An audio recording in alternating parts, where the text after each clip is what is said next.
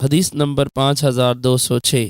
حضرت انس بن مالک رضی اللہ عنہ فرماتے ہیں، ایک دن میں رسول اکرم صلی اللہ علیہ وسلم کی خدمت میں حاضر ہوا تو آپ اپنے صحابہ کرام کے ساتھ بیٹھے ہوئے باتیں کر رہے تھے اور اپنے شکم مبارک پر پٹی باندھی ہوئی تھی۔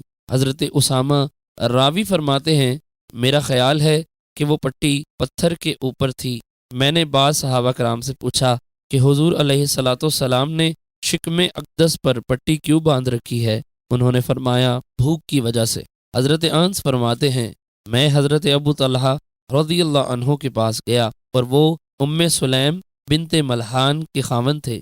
میں نے ان سے کہا، اے ابا جان، میں رسول اکرم صلی اللہ علیہ وسلم کو اس حال میں دیکھا ہے، آپ کے شکم اطہر پر پٹی بندھی ہوئی ہے۔